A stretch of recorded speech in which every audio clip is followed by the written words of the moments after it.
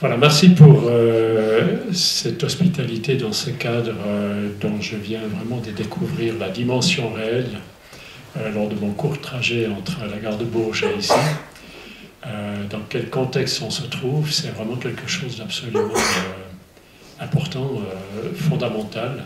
Le fait que la ville de Bourges soit déclarée capitale de la culture avec cette approche, avec cette proposition, est vraiment remarquable. C'est exactement dans cette ligne que j'aimerais proposer cette présentation. Les arbres, le mouvement et le rythme pour rendre sa vie au fleuve, parce qu'il s'agit de redonner au non humain une reconnaissance au niveau juridique, au niveau de notre approche de la nature, de notre rapport à la nature, redonner aux autres formes du vivant leur place qui leur est due. Et lorsqu'on pratique cette démarche, c'est naturellement important de savoir de quoi s'agit-il, de quoi le non-humain a-t-il besoin. Pour faire un tout petit parallèle, c'est par exemple face à notre rapport aux animaux domestiques, par exemple, les animaux d'élevage, le fait de savoir que le bovin est un animal forestier nous donne des orientations tout à fait spéciales, tout à fait spécifiques sur qu'est-ce qu'on doit apporter à cet animal, à cet animal devenu domestique pour respecter son essence propre, son être, ses besoins, sa physiologie, pour que le rapport à cet animal soit juste, soit correct dans ce rapport à l'humain. Et de même, pour un fleuve, pour devenir vraiment concret, qu'est-ce que la vraie nature d'un fleuve? Et plus j'avance dans mon exploration du monde forestier, du monde des arbres, et qui est naturellement aussi un monde faunistique, pas seulement floristique, je me rends compte que le fleuve et les arbres et la forêt sont vraiment intimement liés. Et c'est ce que j'aimerais présenter ce soir, c'est ce lien entre le fleuve, les rivières et les arbres et la forêt, qu'on va pouvoir dégager un peu ce dont les fleuves ont vraiment besoin pour être de nouveau respectés dans leur essence propre.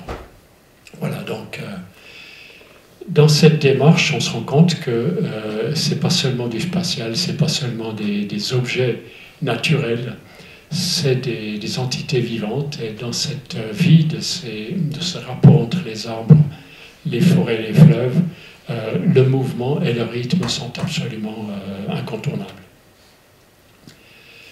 On avait prévu de faire ça ensemble avec un collègue, Peter Schmocker, qui est hydrologue, qui est enseignant, qui a des mandats un peu dans le monde entier, qui a travaillé sur la réhabilitation de la mer d'Aral, dont on connaît l'histoire dramatique, qui a participé, j'étais ensemble avec lui, à aider les gens du barrage d'Itaipu à faire leurs calculs. Ça veut dire que il y avait eu là une grande personnalité de ce monde-là qui est en train d'apporter une nouvelle manière de voir les choses. C'est une hydrologie dynamique avec laquelle il travaille. Et je vais aborder ça à la fin, juste pour montrer dans quelle direction on aurait été dans sa partie à lui. Voilà.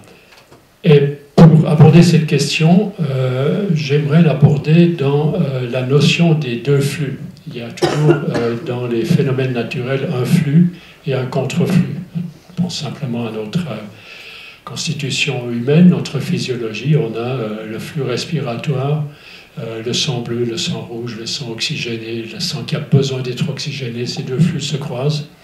Eh bien, les arbres fonctionnent un peu de la même manière. De la même manière, vous avez ces géants absolument impressionnants qui envoient des grandes quantités d'eau dans l'atmosphère, font des nuages, provoquent les pluies.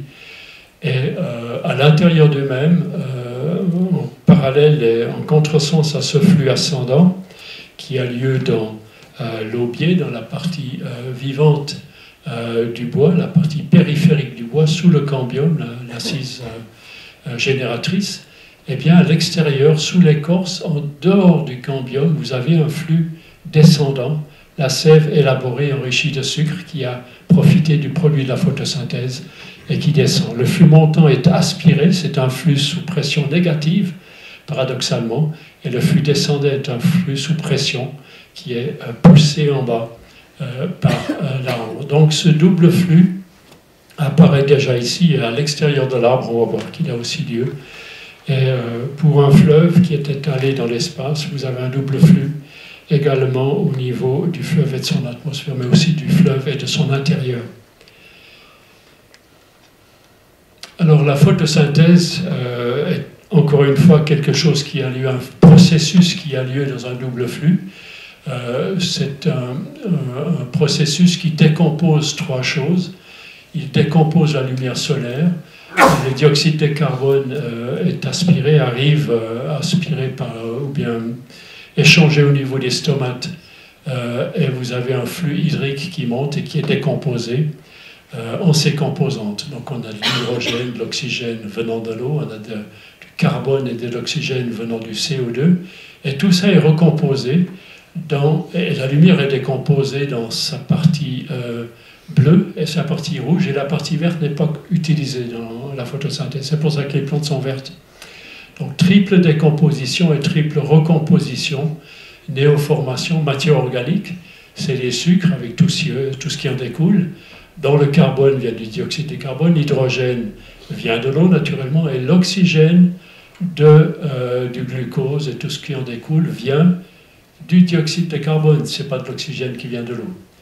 Et l'oxygène qui est formé nouvellement dans la photosynthèse provient de l'eau, et elle est dégagée en quantité énorme, parce que pour 1 kg de biomasse, vous avez presque 1,5 kg d'oxygène nouveau qui est formé. Et imaginez le volume qu'occupe cet oxygène, alors que la matière condensée est formée organique. C'est un volume énorme qui va se mélanger avec l'oxygène déjà existant dans l'atmosphère forestière, par exemple. Et de l'eau nouvelle est formée, encore jamais cette eau n'a circulé. Elle est composée d'hydrogène de l'eau qui vient en flux ascendant et associée à l'oxygène du dioxyde de carbone qui vient d'en haut pour faire cette nouvelle eau qui va être incorporée dans les tissus et dans la photosynthèse, dans la physiologie végétale. Voilà, c'est toujours un peu le même processus de double flux, de rencontre d'éléments qui viennent de différents horizons.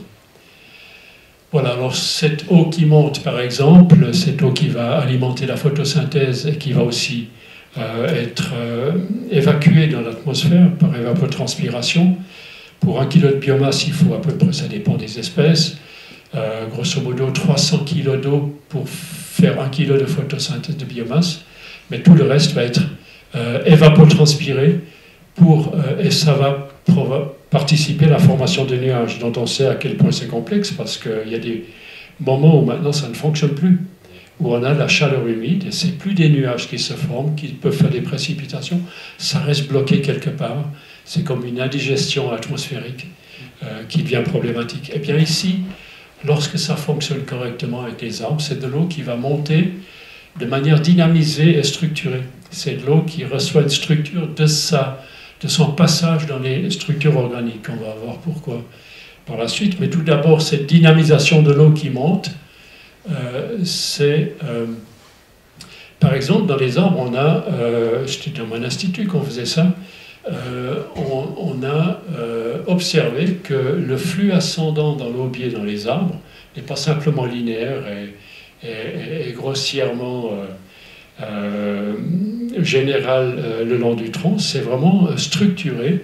Et on s'est rendu compte qu'en injectant des substances colorées à la base du fût et en observant comment ça va suivre son chemin aspiré par l'évapotranspiration, eh bien l'eau colorée parfois monte de manière plus ou moins linéaire, mais en général, elle va être déviée contre la gauche dans ce sens-là sur les mètres qui suivent et faire aussi comme des lames ascendantes et spiralées qui va faire une involution en montant dans un sens ou dans l'autre sens.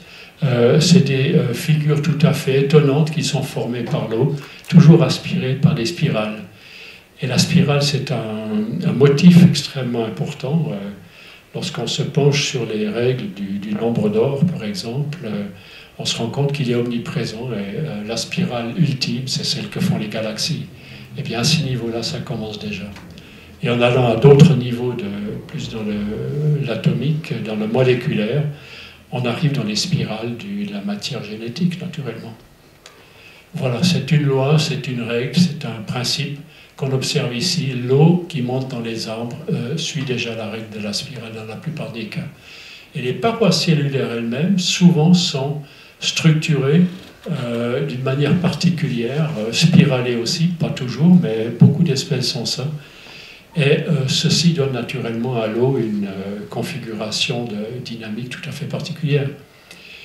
En balistique, si vous regardez dans le canon d'un fusil, par exemple, c'est pas simplement un canon lisse, on y met une structure spiralée pour que la balle ait un parcours spiralé, pour que ça lui donne une forme de dynamique particulière.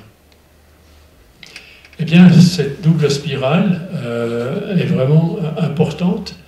Cette spirale a lieu en montant dans ce fluidrique, mais lorsqu'on regarde comment est structuré, par exemple, un cône, c'est la structure de base.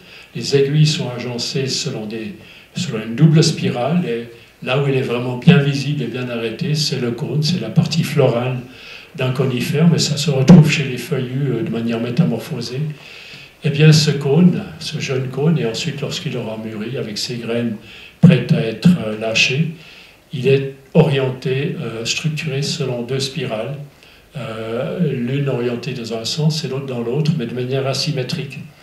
Et il y a toujours un certain nombre de spirales dans un sens, un autre nombre dans l'autre sens, ce n'est pas le même nombre, c'est toujours asymétrique. L'asymétrie est très importante. Et là, on se rend compte que cette asymétrie suit toujours la loi de Fibonacci, c'est soit 8, soit 5, 13, 21 ou 3. C'est toujours les nombres qui appartiennent à la série de Fibonacci. Et le rapport entre deux spirales qui se succèdent, ici c'est peut-être, on pourrait les compter, c'est 13 et 8. Eh bien, 13 divisé par 8 donne le fameux nombre d'or qui préside à l'esthétique humaine, du corps humain, des fleurs naturellement, et de beaucoup de choses. Il y a une lecture très intéressante qu'a faite, on va venir à cet homme, Victor Schauberger, qui était un génie de l'eau. Il va mener un peu la réflexion par la suite.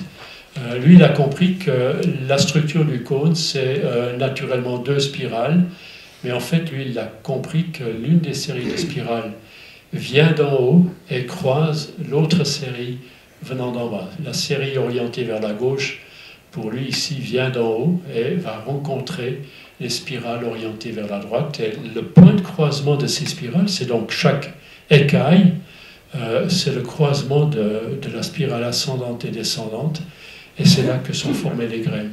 Donc lorsque deux flux de ce genre-là se rencontrent, c'est là que la vie émerge. Lorsque les spirales descendantes et ascendantes, et ça c'est très visible, on le voit toujours, et on comprend ainsi que la vie n'a pas lieu n'importe où, c'est là où les flux se rencontrent. Et ça va être essentiel pour comprendre les fleuves d'une manière parfaite. Voilà, alors une notion importante, c'est cette notion que la Terre a été au départ, après le retrait des glaciers, c'est une histoire d'eau aussi, mais un peu plus froide. Après le retrait des glaciers, cette eau s'est retirée, est devenue liquide naturellement dans les sols et a permis l'arrivée des forêts. Et il faut lire ce livre de Stéphane Durand chez Actes Sud, 20 000 ans, la grande histoire de la nature. C'est la description de la puissance des forêts à cette époque. Ces forêts étaient encore entièrement connectées à... produisaient des rivières, étaient à l'origine des rivières, étaient connectées aux océans. Et là, on a la description de la puissance des forêts parce que le flux des rivières était dans un sens sous forme d'eau, mais il y avait aussi la vie piscicole dans ces fleuves. Et là, on se rend compte ce que signifie l'amnésie écologique ou l'amnésie environnementale. Aujourd'hui, on croit qu'un grand esturgeon, c'est un esturgeon qui fait 2,50 m, c'est dans les livres de description, d'identification des poissons. Les gros esturgeons aujourd'hui ont 2,50 m. Et bien dans ce livre, on découvre que des esturgeons sans problème de 6 mètres ont été pêchés. Et il y a la description d'un banquet qu'Alexandre Dumas avait organisé, grand écrivain qui avait pas mal d'argent, qui organisait des grands banquets. Et là, il avait une fois organisé un banquet avec un esturgeon qui a nourri 400 personnes. Il mesurait 13 mètres. Un esturgeon de 13 mètres, imaginez, c'est plus grand que ça. Et aujourd'hui, on croit qu'un grand esturgeon a 2,50 m. Voilà ce qu'est le fait d'oublier ce dont la nature est capable. Et c'est dramatique parce qu'on est en train de faire subir ça à la jeunesse. Elle ne connaît plus la nature et ça lui est égal que la nature disparaisse parce qu'elle ne sait pas de quoi il s'agit. Nous, c'est un peu plus en retrait avec les esturgeons que ça a lieu. Voilà, alors cette forêt qui couvrait l'Europe à 80%, avec toute sa puissance, en fait, c'est le mode naturel que la nature a de s'envelopper au niveau des continents. Et dès que c'est plus possible, ce sera des steppes, des savanes, là où les arbres n'ont plus la possibilité d'être, mais c'est la manière d'être spontanée de la nature, c'est d'y mettre des forêts. Et aujourd'hui encore, c'est un paradoxe. Dans mon enseignement, on nous enseignait que les arbres poussent bien sous les tropiques parce qu'il y fait chaud et humide. Et aujourd'hui, on sait que c'est exactement le contraire. Qu'est-ce que le contraire? Est-ce que quelqu'un peut dire le contraire de si les arbres poussent bien sur les tropiques, c'est qu'il fait chaud et humide? Il faut retourner la pensée. Exactement. Il fait chaud de toute façon, et malheureusement toujours un peu plus, mais s'il fait humide sous les tropiques, c'est parce qu'il pousse des arbres. Une fois que vous avez incorporé cette phrase, vous avez des sueurs froides, paradoxalement, en pensant au Brésil. Parce que quand on commence à tirer le curseur à ce niveau-là, c'est le grand danger, c'est que cette forêt-là est en train de vivre très dangereusement, et ici aussi, une forêt un peu moins menacée, mais aussi en train d'être lorgnée par certaines puissances financières.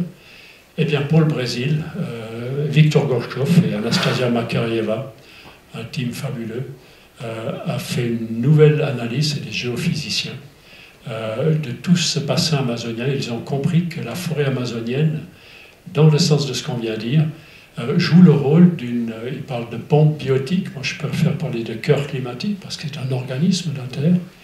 Eh bien, la forêt amazonienne aspire les masses d'air atlantiques, qui sont déjà humides, et les enrichit en humidité par cette évapotranspiration dont on parlait, et ça crée des nuages, et vous avez une demi-douzaine de cycles d'évapotranspiration-précipitation venant de l'Atlantique et dirigés contre le contrefort des Andes. Et là-bas, vous avez un flux qui va être dévié contre le nord et un autre flux qui est dévié contre le sud, qui va tempérer et arroser l'Argentine, Sao Paulo déjà, qui est beaucoup plus au sud. Et contre le nord aussi, l'Amérique profite en fait de cette énorme, et ce n'est pas des rivières atmosphériques, c'est un terme de ridicule.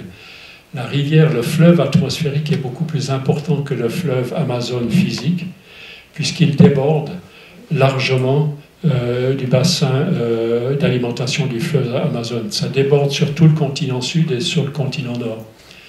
Et certains soupçonnent même que le Gulf Stream est aussi alimenté en partie par ce fleuve invisible qui amène des masses d'air chaudes et humides. Et là, c'est de la chaleur latente qui va ensuite dégager ces pluies là où il faut, en dégageant la chaleur dans des zones plus au nord ou plus au sud, en transportant cette chaleur capturée au niveau de l'équateur.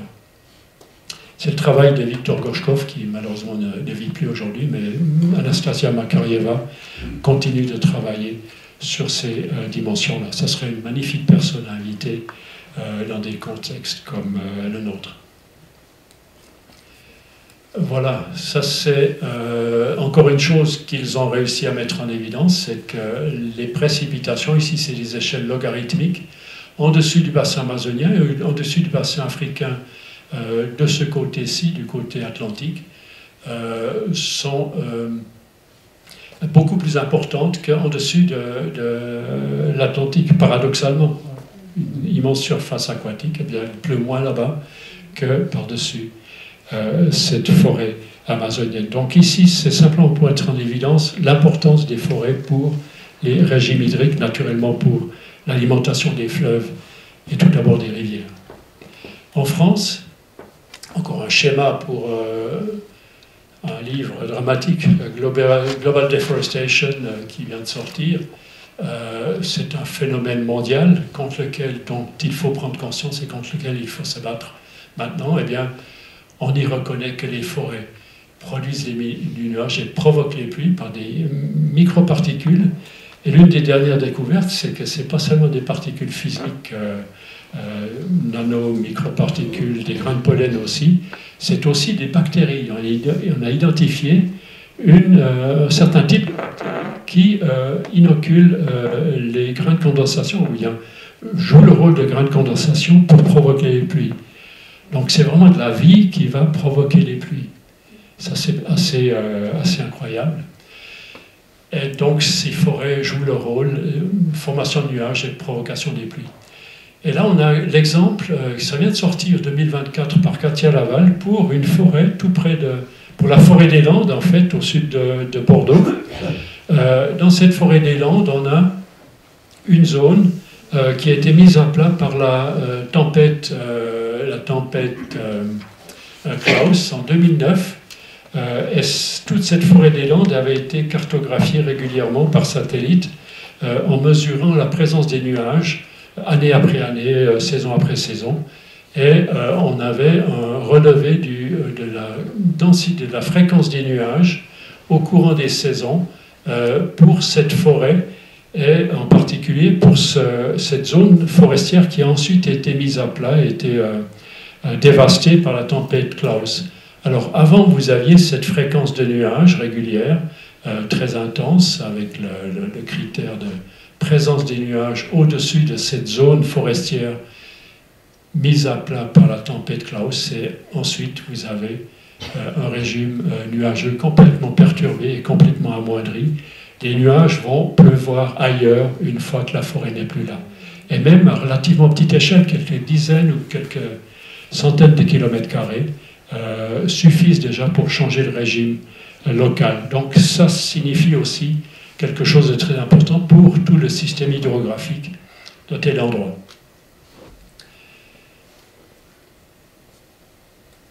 Avec les COGI qui viennent de nous visiter en 2023, organisés par Éric Julien, qu'on voit ici, on avait été visiter naturellement l'origine du Rhône, le glacier du Rhône avec toute sa dramaturgie, en fait, avec tout ce qui lui arrive maintenant. Et l'idée, c'était les regards croisés, encore une démarche intéressante, regards croisés avec des peuples premiers qui ont une autre lecture du monde, une lecture du monde extrêmement affinée, puisque c'est des gens qui ont vécu, qui ont pas subi, mais qui ont traversé des initiations au cœur de la nature, et c'est assez impressionnant de savoir ce qu'ils vivent comme université de la nature, quel type d'université, pour arriver à des connaissances et des perceptions de la nature tout à fait étonnantes pour nous. Ces gens-là, c'est vraiment des savants, mais d'une autre manière, avec d'autres outils. C'est plutôt des outils de perception intérieure qui leur permettent de communiquer avec la nature. Et là, c'est intéressant d'échanger avec eux. Nous, on voit nos glaciers qui fondent, et vous, qu'est-ce que vous dites de ces glaciers qui fondent? L'un des messages essentiels que les COGI nous ont exprimés là, in situ, à cet endroit-là, c'est que ce glacier de ce fleuve qui part d'ici, qui va jusqu'à la Méditerranée, qui finit à Rhodes, ce glacier, c'est le cerveau du fleuve. Et la crête montagneuse autour, c'est un peu la cage, ou bien la boîte crânienne qui est ouverte sur le cosmos. Alors ça, c'est clair que nous, on n'est pas capable de le suivre directement, ça nous projette dans des dimensions auxquelles on n'est pas habitué, mais au moins prendre connaissance qu'on peut comprendre un fleuve de cette manière-là. Mais pour moi, c'est pas tout à fait étranger de pouvoir imaginer ça, que ça puisse être le cerveau d'un fleuve, quand vous pensez à cette masse cristalline d'un glacier. en perpétuité, en permanence ouvert sur le ciel diurne, le ciel nocturne dans les étoiles change au courant des saisons et ça revient. Pendant des centaines d'années, vous avez toujours une nouvelle couche de glacier qui se forme et en dessous une couche qui fond chaque année. Le glacier a une vie qui a une durée sur plusieurs centaines d'années ou milliers d'années où les couches récentes vont progressivement descendre lorsqu'il vit encore normalement. Et à un moment donné, cette eau va être évacuée, va être larguée dans le fleuve et donne une qualité d'eau absolument incomparable. Un chercheur, un certain Kohanda, un Roumain, avait étudié les qualités de l'eau des eaux de l'Himalaya, avait découvert que ça a des propriétés tout à fait extraordinaires, cette eau laiteuse des glaciers. Eh bien, on peut imaginer que ces cristaux de glace, on sait maintenant, les nouvelles approches de l'eau, savent que l'eau est capable d'absorber, mais d'être modulée ou de stocker des informations d'ordre électromagnétique. Eh bien, on peut imaginer que l'eau est capable de stocker certaines formes d'informations, et pourquoi pas imaginer que ce soit là un rôle comme d'un cerveau pour un être humain. Et cette eau va donc ensuite partir dans le fleuve avec ces contenus dont on peut soupçonner ce dont il s'agit. Voilà, ça c'est pour le départ d'un fleuve. Et là, on a évoqué en fait qu'on se trouvait dans le château d'eau d'Europe, avec la croix des fleuves. En fait, le Rhône, c'est celui qui va vers le sud, le sud-ouest un peu. En fait, on a le Rhin qui part vers le nord, on a le Danube qui part vers l'est et on a le Pô qui part vers le sud-est. Et ici, on a un point névralgique. La structure en 4, en croix, est toujours essentielle pour tous les systèmes à la fois naturels et aussi culturels urbains. Les villes étaient construites selon ce schéma-là. Eh bien, les forêts sont aussi des châteaux d'eau organiques à un niveau un peu plus bas. Chaque fois que vous avez un système forestier naturel, c'est quelque chose d'absolument fondamental de savoir que les forêts reçoivent les précipitations. Ici à Bourges, c'est peut-être, est-ce que quelqu'un sait combien il pleut à Bourges par année? Peut-être 1 mètre, un peu moins? 760 mm. 760, exactement, quand ça va bien. Parce que souvent ça change. Cette année, c'était plus peut-être? Oui, peut-être. Voilà. 760, chez nous, c'est plateau suisse, c'est 1 mètre. Donc 100% des précipitations sont reçues par les forêts, sachant qu'ils y sont pour quelque chose.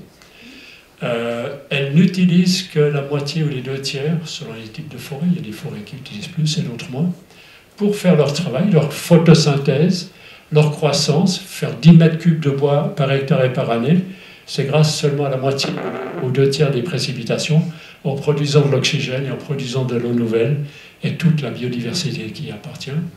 Et le reste, 30% à 50%, ne sont pas utilisés par la forêt, sont diffusés dans le sol après avoir extrait toutes les substances intéressantes pour les plantes, une eau absolument purifiée, va donc percoler dans le sous-sol, alimenter les sources et les rivières. Vous enlevez la forêt, l'eau ne va pas être retenue à travers les saisons et vous n'aurez plus de rivières permanentes. Vous n'avez plus que des rivières intermittentes quand ça va bien. Et si ça se prolonge, c'est la désertification sans même des rivières intermittentes ou alors lorsqu'il y a des précipitations extrêmes. Donc les forêts sont régulatrices des systèmes hydrologiques et le fait d'avoir des rivières permanentes permet d'avoir une faune en permanence dans ces rivières, ce qui est très important.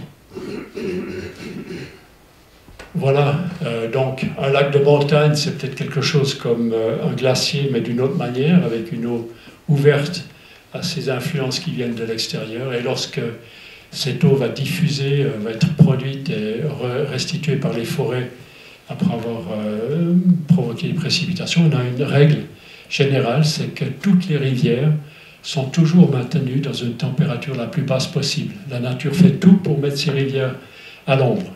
Vous prenez n'importe quel fleuve, vous le laissez tranquille, vous ne le corrigez pas selon les critères humains, eh bien la nature met une végétation, une ripisylve, pour mettre tout ça à l'ombre, pour que la température soit la plus basse possible.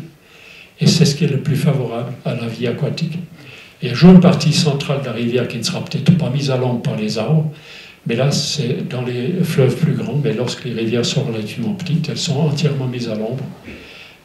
Et là, c'est essentiel pour la faune. Un des indicateurs de la qualité de la faune, c'est par exemple la présence de la truite. Les truites dans les rivières trop chaudes, elles ne supportent pas, il faut une oxygénation suffisante. Voilà, et maintenant on a donc ces rivières qui évacuent leur eau jusqu'à l'océan, et le contreflux par rapport à ces eaux qui sont produites par les forêts. On a en fait un flux et un contreflux. Le contreflux, c'est ce qui remonte la rivière sous forme vivante, les poissons et les saumons en particulier. Et ça, c'est absolument remarquable, c'est décrit par Stéphane Durand. C'est la quantité de saumon qui remonte une rivière lorsqu'elle est encore ouverte, lorsqu'elle n'a pas été endiguée à outrance. C'est quelque chose comme peut-être, ça dépend de la taille de la rivière, mais dans une rivière en particulier qu'on a étudiée, 20 millions de saumons remontent, et des saumons qui remontent pour le frai, pour la ponte, c'est donc des saumons adultes, relativement gros, les femelles et les mâles, et ils vont féconder les œufs pondus dans les parties extrêmement superficielles des rivières, à l'origine des rivières. C'est pour ça que les saumons remontent en retrouvant leur rivière d'après l'odeur de la rivière, donc de la forêt. Et ces 20 millions de saumons donnent des tonnes et des tonnes de potassium, d'azote et de calcium. Et on a calculé que dans cette zone, de chaque côté de la rivière qui reçoit ce cadeau saumon, qui est en partie prélevé par les prédateurs, entre guillemets, qui vont prendre ces saumons. C'est les ours, par exemple. Il y a 80 fois plus d'ours lorsqu'il y a des saumons autour d'une rivière que s'il n'y a pas de saumon. Eh bien, ces ours vont se retirer des deux côtés pour manger tranquille. Ils ont un caractère comme ça. Il y a des gens qui aiment manger en communauté, et d'autres aiment manger tranquille. On digère mal quand on discute. Eh bien, ils aiment digérer leur saumon tranquille. Ils vont jusqu'à 500 mètres. Parfois, ils grimpent dans leur arbre. Et vous avez l'effet saumon qui se répartit par les déjections, naturellement, par les restes. Ils ne mangent pas tout. Et ça représente jusqu'à 18% de l'azote du feuillage des arbres à saumon. Des arbres à rivière à saumon, grâce aux ours. Donc là, on voit à quel point tout se tient. Et sans saumon, vous n'avez plus d'ours, mais sans ours, vous n'avez plus de forêt qui en profite sur une grande largeur. Ça, c'est le contreflux du flux aquatique visible. Un livre vient de sortir, passionnant, de Hatakeyama Shigehatsu, La forêt amande de la mer. C'est l'histoire d'un pêcheur qui relate un peu comment on fonctionnait dans ces côtes japonaises, dans la pêche. Comme gamin, déjà, il pêchait les anguilles. Et là, il décrit de manière intéressante à quel point les anguilles vivent ensemble avec les produits de la forêt. Alors, pour pêcher les anguilles, il fallait vraiment que ce soit connu et respecté. Il prenait il faisait des fagots, des fascines, donc des branchages attachés ensemble, en feuillage de noisetier. Il dit explicitement que du saule, ça ne va pas, les feuilles pourrissent tout de suite. Le noisetier, vous mettez du feuillage, vous mettez ça dans l'eau, ça tient très longtemps. Et j'ai essayé ça dans une tonnelle que j'ai avec de l'eau de pluie. Ce noisetier continue d'être vert, il fait encore de la photosynthèse, même s'il est immergé. Et les Japonais disent que ce noisetier immergé dégage un parfum fabuleux pour les anguilles. Et les anguilles vont s'enfiler là-dedans et n'ont plus qu'à sortir leur paquet de noisetiers pour récupérer les anguilles, une dizaine d'anguilles par paquet, les grosses anguilles. Parce que la forêt et la vie piscicole vont ensemble. Voilà, donc c'est l'être humain qui a compris une relation faune-flore essentielle et il en profite. Et là, il n'est pas en train de piller les anguilles, il en prend quelques-unes simplement pour pouvoir en vivre. Donc ici, on a quelque chose d'intéressant, c'est la matière organique immergée, c'est beaucoup de racines aussi. Vous prenez les aunes, par exemple, les saules, on voit souvent des racines mises à nu par la rivière, et ces racines jouent un rôle important. Lorsque vous immergez un arbre avec son feuillage, il y a des pêcheurs qui disent qu'il faut mettre, lorsque vous ne savez pas quoi faire du sapin de Noël, vous le mettez dans le lac, et c'est là-bas qu'il y aura beaucoup de poissons après, parce que les alevins sont pondus là-bas. Allez savoir pourquoi, c'est un peu le même phénomène qu'avec le noisetier au Japon. Voilà, tout ça, c'est des relations intéressantes. Et lorsque la matière organique est en contact avec l'eau, Ça, c'est vraiment la recherche la plus récente. Gerald Pollack, le 4e état de l'eau, un livre passionnant.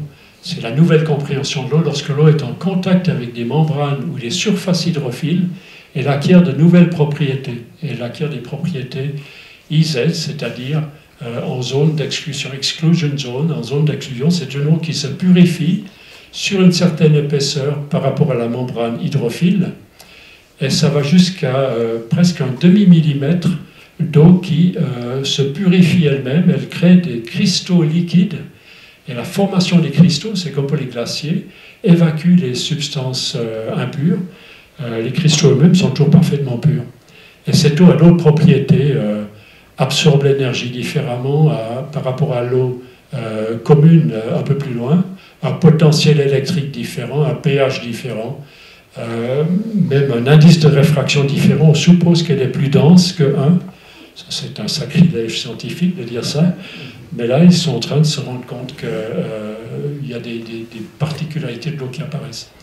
Et la capacité de stocker l'énergie lorsque l'eau est en contact avec des membranes hydrophiles. Et je reste entièrement dans le sujet de la réhabilitation des rivières, parce que lorsqu'on redonne à ces rivières, à ces fleuves, de la matière organique à être en contact avec, on transforme la qualité de l'eau.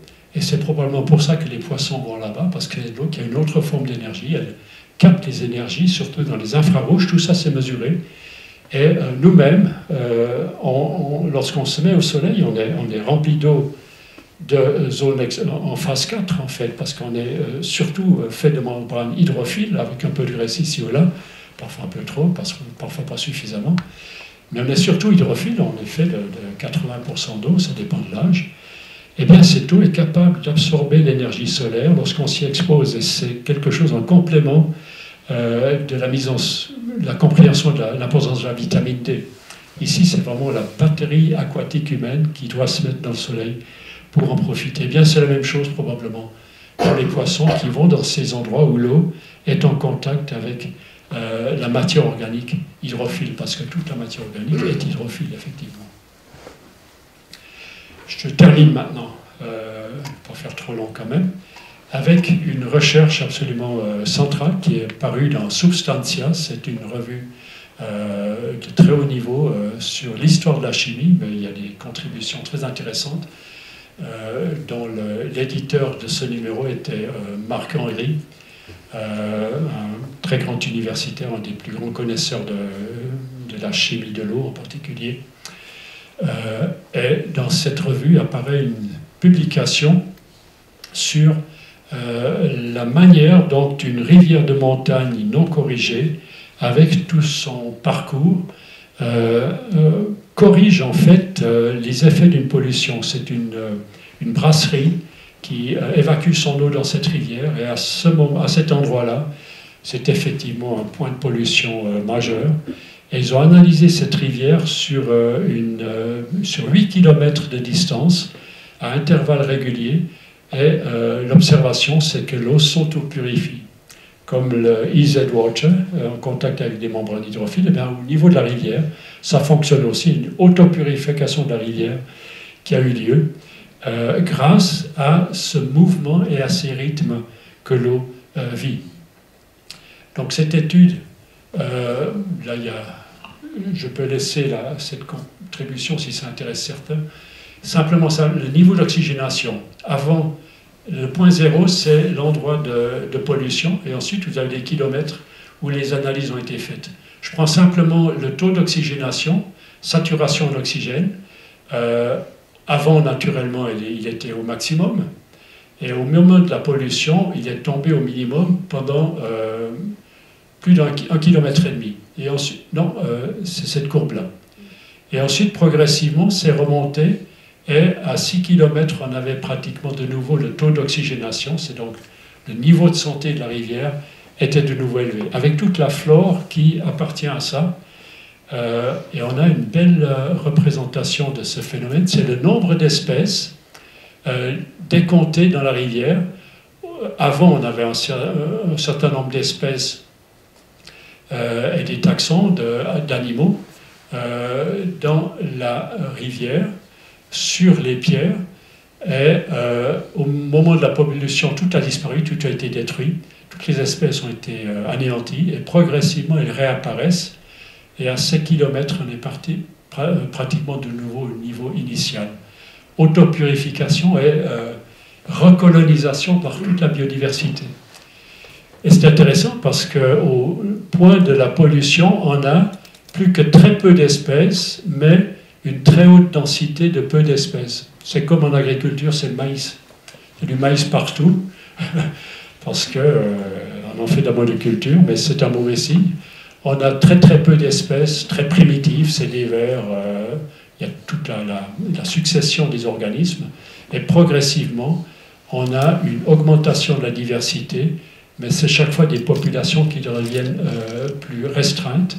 Ça veut dire qu'il y a beaucoup plus d'interactions en différents types d'espèces, plutôt qu'une seule espèce qui monopolise et qui signale un déséquilibre majeur. Ça, c'est vraiment une découverte très intéressante qui montre que les rivières ont besoin d'avoir ce mouvement pour alimenter, pour garantir leur biodiversité propre.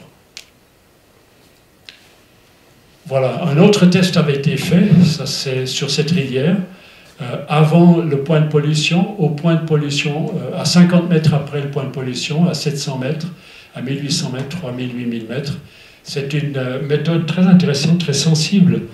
On fait tomber des gouttes d'eau dans un extrait d'un prélèvement et on regarde comment ces gouttes d'eau vont provoquer des mouvements et des figures dans l'eau. Vous connaissez la fontaine, vous avez le robinet qui tombe, l'eau qui tombe de l'écoulement et vous avez des belles spirales, des beaux cercles. Eh bien ici, en regardant exactement, on a beaucoup plus que simplement des cercles, on a des figures très intéressantes. Et lorsque c'est une eau polluée avec 0% d'oxygénation, elle est inerte par rapport à la formation de ces figures. Et progressivement, l'eau redevient sensible, on pourrait presque dire vivante, à partir du moment où la rivière a régénéré ses qualités internes. C'est comme les méthodes de cristallisation qui sont maintenant faites dans la ligne de Masaru Emoto. On se rend compte que l'eau cristallise extrêmement de manière sensible en fonction de ce qui lui arrive, des fréquences électromagnétiques qu'elle subit, ou bien des pollutions, et même certaines formes de messages. Voilà. Autrefois, on avait une manière de corriger les rivières qui est intéressante. On parlait de mouvements, de méandres. La manière, par exemple, c'est un petit ruisseau que j'ai rencontré, et on se rend compte qu'ils n'ont pas mis simplement les pierres comme un mur, ils ont mis les pierres de manière oblique, et là on a chaque fois un mouvement qui est initié pour ce torrent, et à une échelle plus grande.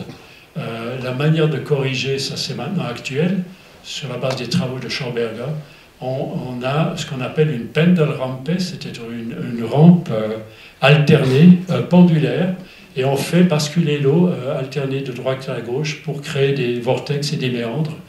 Et ceci permet, lorsque vous avez une crue, lorsque l'eau coule beaucoup plus fort, vous avez ensuite l'eau qui est concentrée dans le milieu du torrent, elle est évacuée des bords. Et cette rivière n'a plus l'effet d'érosion des berges, comme elle l'aurait si on la laissait simplement couler librement, ou elle devient aussi destructrice lorsqu'on l'oblige à couler de manière linéaire, alors qu'en coulant en alternance, elle devient beaucoup plus équilibrée et avec moins d'effets négatifs.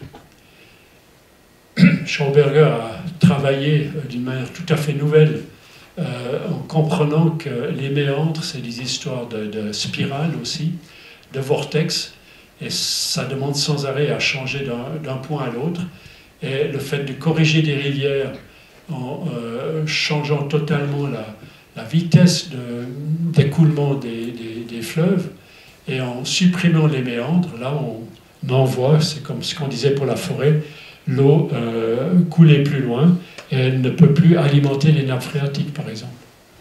Et aujourd'hui on a des magnifiques projets qui se mettent en place un peu partout de renaturation des fleuves pour leur permettre de réalimenter les nappes phréatiques locales.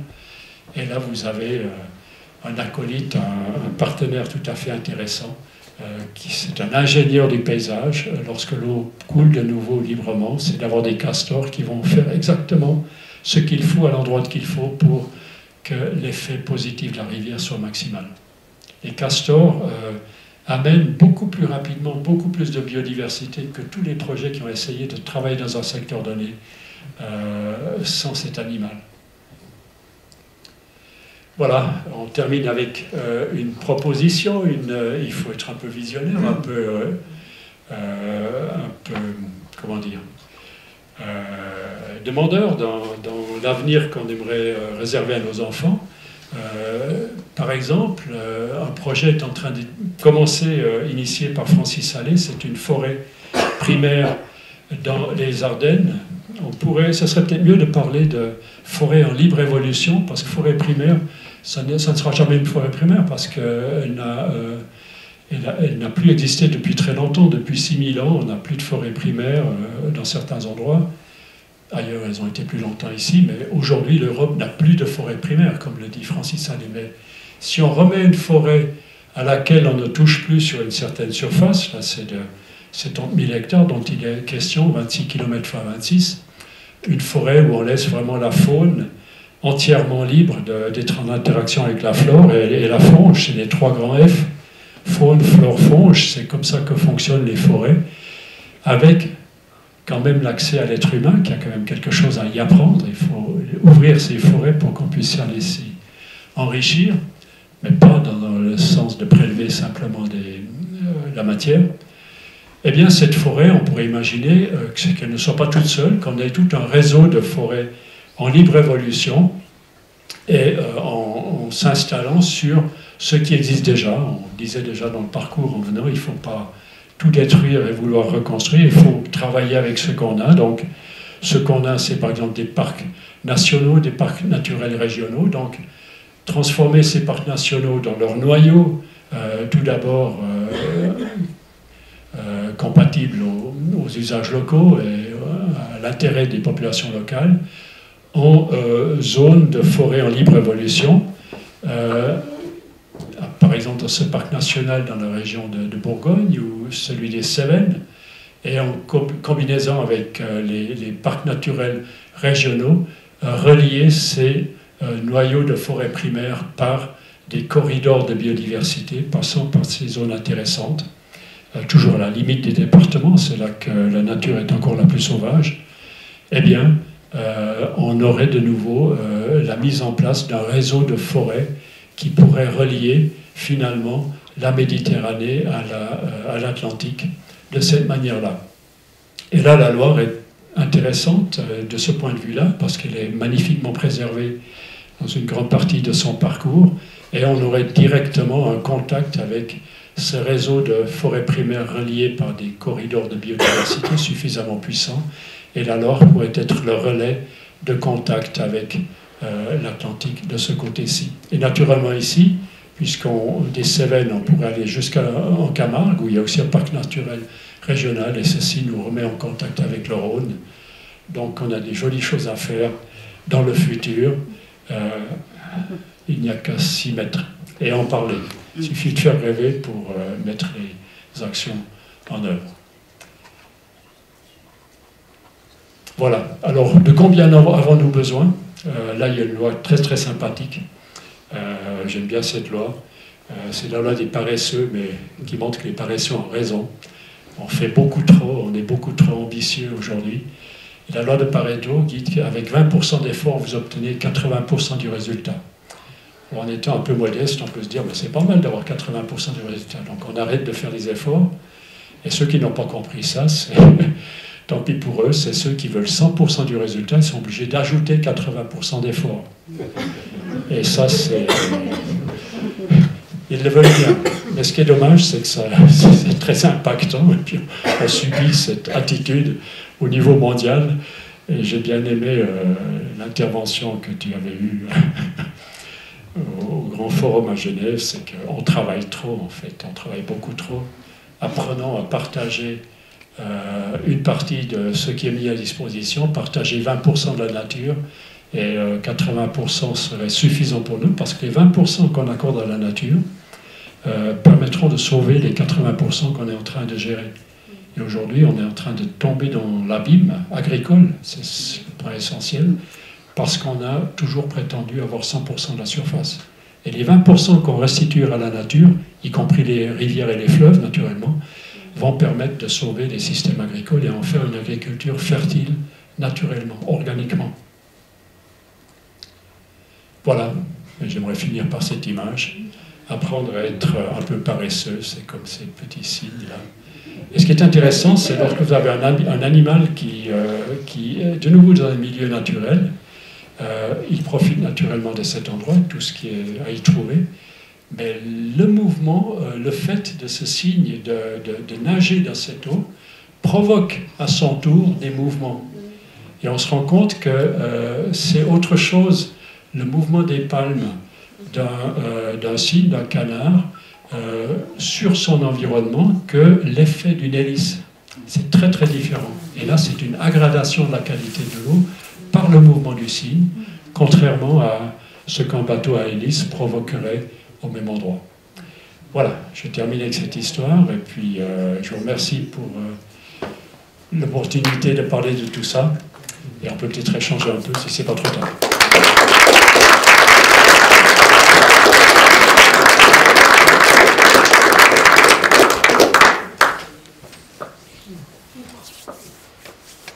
Question.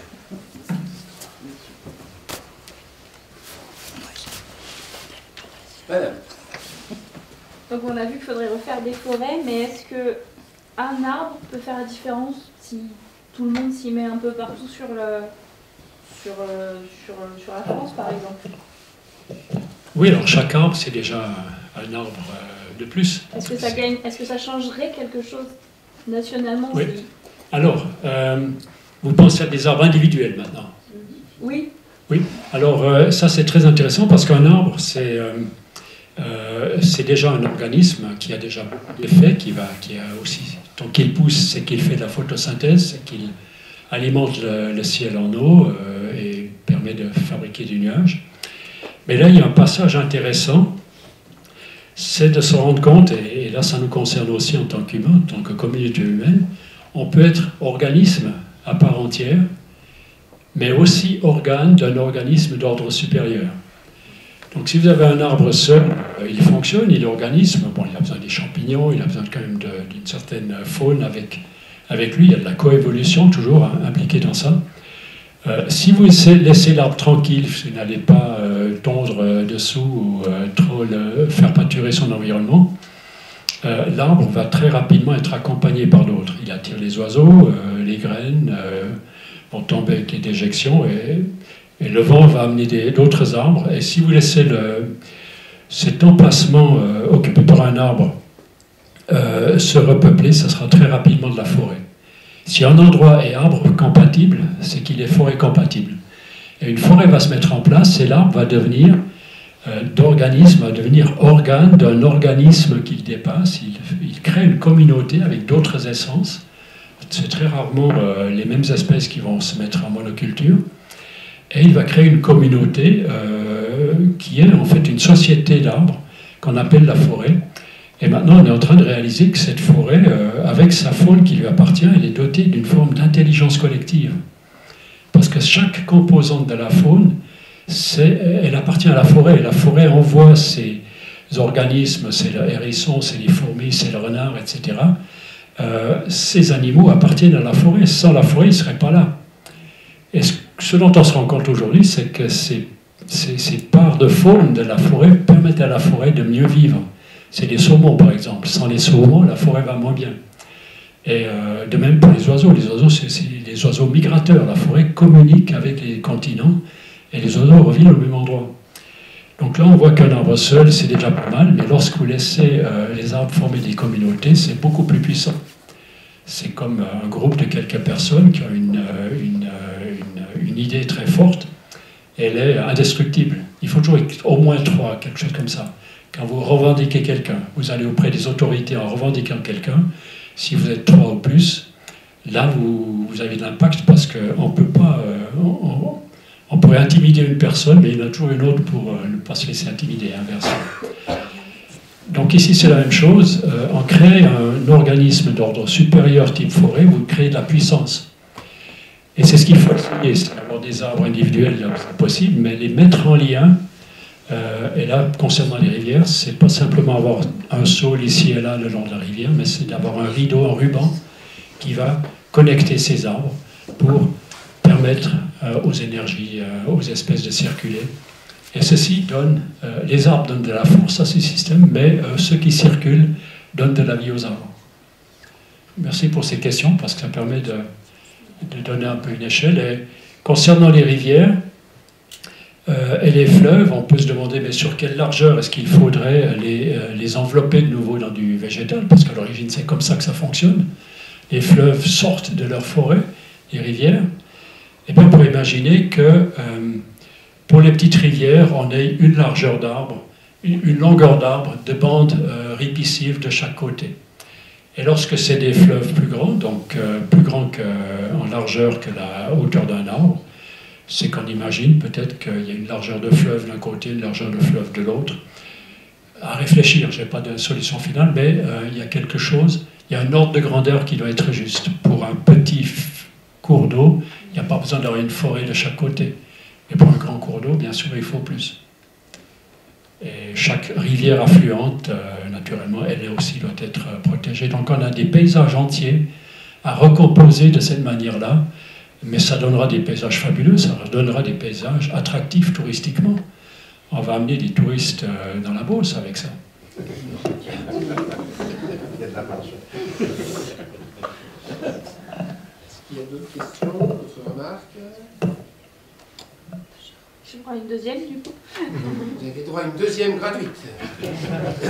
Du coup là on a vu l'échelle de la nature en zone non occupée par l'homme.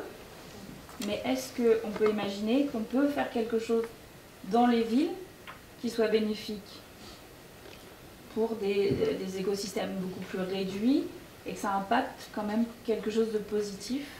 On parle d'îlots de fraîcheur. Est-ce que ça impacte quelque chose sur le plus grand ou c'est juste pour l'humain qu'on fait ça? Alors si on va se restreindre à faire ça juste pour l'humain, on est encore dans le même mode que jusqu'ici, en fait. Ça, on a beaucoup plus intéressant à faire que ça. C'est pour ça que c'est... Justement, c'est de comprendre de quoi le non-humain a-t-il besoin. Et ça va sauver l'humain, en fait. Si on donne aux rivières de nouveau leur vie, si on rend les sols de nouveau vivants, ce sera l'agriculture du futur qui va produire organiquement, naturellement, sans empoisonner. Et le modèle agricole actuel est en bout de course, il ne faut pas se faire d'illusions. La simple démonstration, c'est qu'il est en train d'envoyer ses terres à l'océan. Heureusement, ce n'est pas le cas pour la Loire. Là, on voyait pas mal le fond de la rivière en passant par-dessus. Mais si vous prenez la Garonne, par exemple, c'est terrible. C'est jour après jour, c'est complètement surchargé de limon. C'est à travers toute l'année que ces terres sont en train de partir, et c'est des terres qui ne seront plus là pour être cultivées, parce qu'elles ont été dégradées au niveau de leur matière organique, ça les a mises à nu, et le labour aidant, les intempéries de plus en plus fortes vont amener de plus en plus de... Ces pluies diluviennes amènent des alluvions beaucoup plus loin. Donc il s'agit vraiment de sauver les sols en refaisant un réseau au niveau des paysages. C'est des lignes de niveau constituées par des haies lorsqu'on n'a pas des terrasses. Et grâce à ça, vous aurez des systèmes hydrologiques, des châteaux d'eau locaux, mais en même temps, vous retenez les terres à chaque endroit. Et chaque fois qu'il y a des pluies intenses, lorsque vous avez une haie, ça empêche l'eau d'aller à travers la haie. Elle est obligée de pénétrer en profondeur et d'alimenter localement la nappe phréatique. Sinon, l'eau va faire gonfler les fleuves et provoquer des inondations plus loin. C'est tout le système agricole qui est en partie à l'origine des inondations qu'on a aujourd'hui.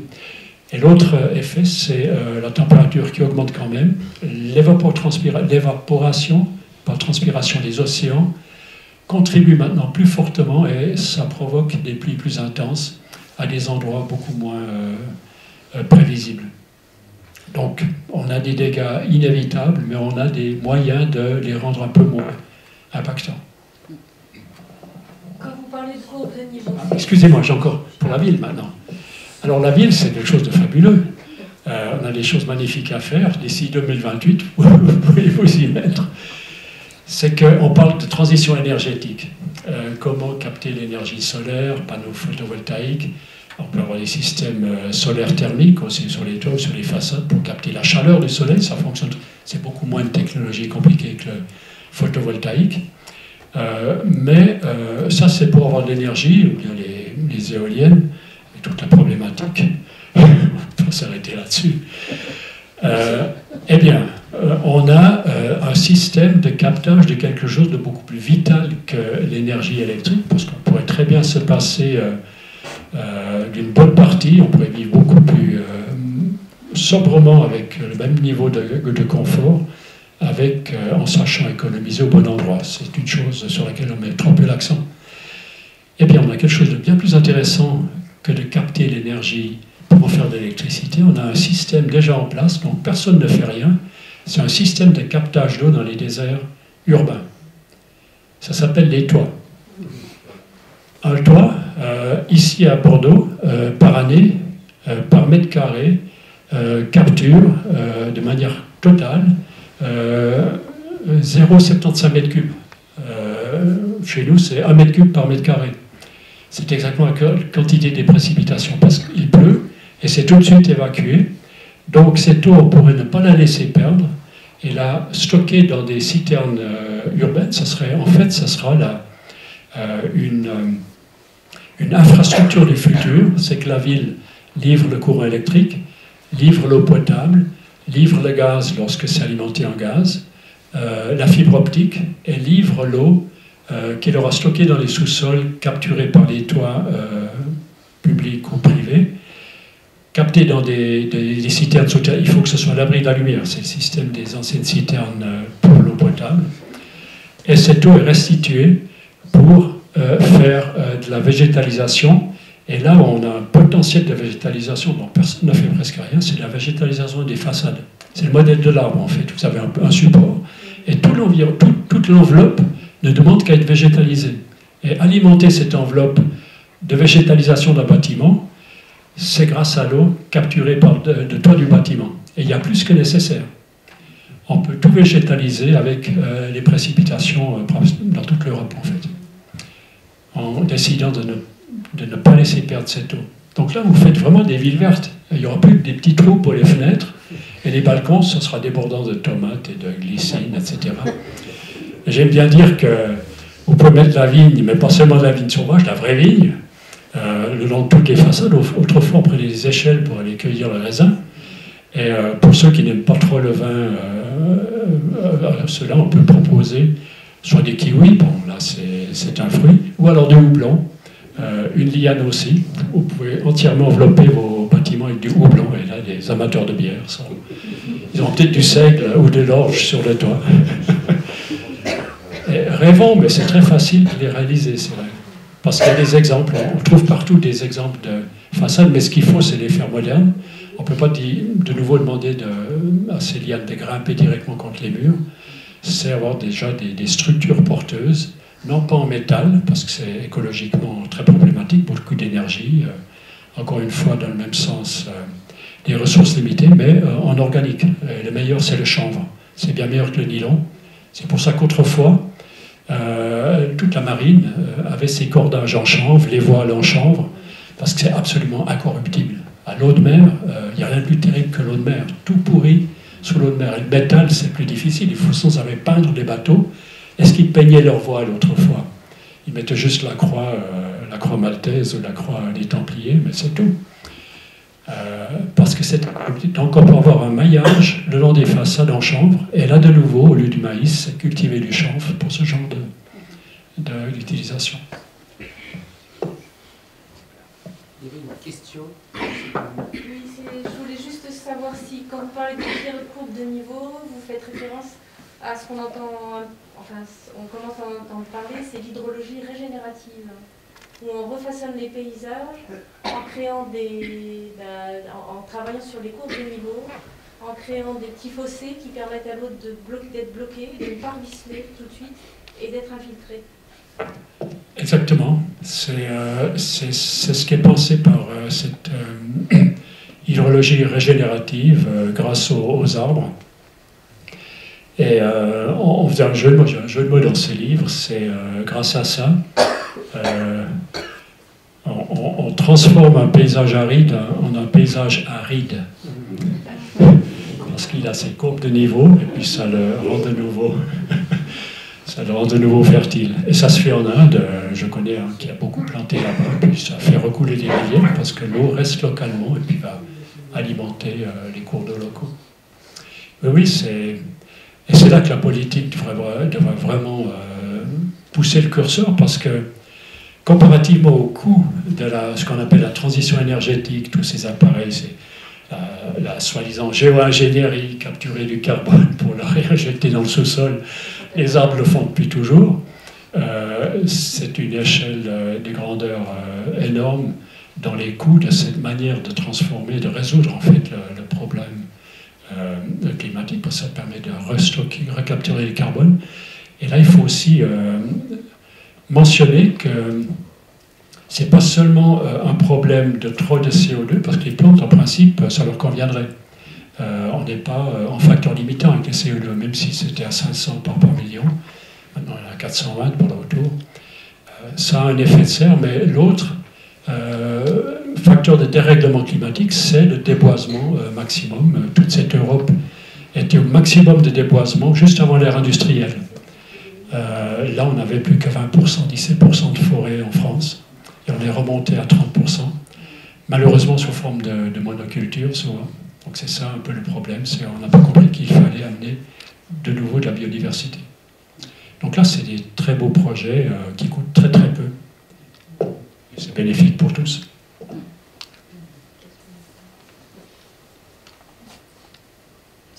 Pas d'autres questions? Alors on vous propose une dédicace pour ceux qui le souhaitent. On a proposé à la librairie Bifurcation de participer à cette soirée et de vendre quelques-uns des ouvrages de Ernst. Donc n'hésitez pas, si vous êtes intéressé, si vous voulez une dédicace de la part de Ernst. Merci. Je pense qu'on peut applaudir.